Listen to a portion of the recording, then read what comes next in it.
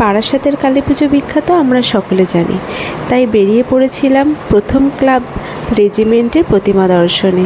গিয়ে তো আমি অবাক, প্রতিমার গায়ে যে গয়না রয়েছে আমরা জানি সাধারণত নর্মাল গয়না দেয়, কিন্তু এখানে গিয়ে দেখি পুরো গয়না সোনায় মোড়া। এবার সেই গয়না এসেছিল সেনকো গোল্ড থেকে। এবার ওখান থেকে বেরিয়ে বাইরে আমরা অনেক কিছু ছোটোখাটো দোকান দেখতে পাই, যেখানে জুয়েলারির দোকান থাকে, হ্যান্ডমেড জুয়েলারি, আরও অনেক কিছুই থাকে। তার মধ্যে আমার একটু কিছু কেনার ছিল বলে আমি সেখানে চলে গিয়েছিলাম। আমি যেহেতু ছোটোখাটো কানের দুল বা হালকার ওপর পরতে পছন্দ করি, তাই আমি সেইগুলোই খুঁজছিলাম। কিন্তু বাকি যা হ্যান্ডমেড যা জুয়েলারি ছিল, যার একটু ভারীর মধ্যে পড়ে, তারা কিন্তু খুব সুন্দর সুন্দর ছিল। এখানে অনেকেই কিনছিল আর প্রাইসটাও রিজনেবল ছিল।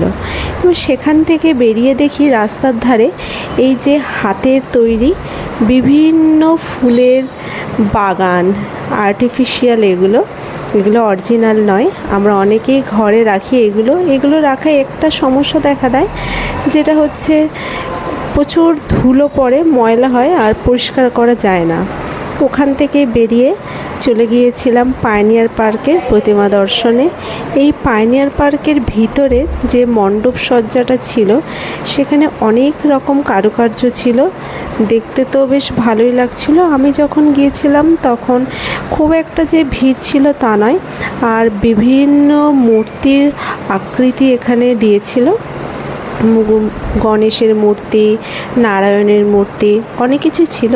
সেগুলো দর্শনে করে এবং প্রতিমা দর্শন করে ওখান থেকে বেরিয়ে আমি সোজা চলে যাই বারাসাতের বড় কালী মন্দিরে। অনেকেই এই বড় কালী মন্দিরকে বড় মায়ের মন্দির বলেই চেনে। এখানে গিয়েও আমি অবাক হয়ে গেলাম যে এখানে দণ্ডি কাটছে। সারাদিন উপোস করে স্নান করে, সামনে একটি কলতলা আছে, সেখানে স্নান করে দণ্ডি কাটছে। এখানে শুনেছি যে বড় মায়ের কাছে কেউ মন থেকে কিছু চাইলে তিনি নিশ্চয়ই সেটা পূরণ করেন, আর যাদের মানসিক থাকে তারাই মানসিক পুজো দেওয়ার জন্য দণ্ডি কাটে। এরপর এখানে তোমরা দেখতে পাবে এই মন্দিরটি বিভিন্ন রং বেরঙের কালার দিয়ে সুন্দর করে সাজিয়েছে এবং লাইটিংও খুব সুন্দর করছে, আর প্রচুর ভক্তের ঢল এখানে নেমেছে। তখন চলছিল পুজো, সেই সময়কার ভিডিও।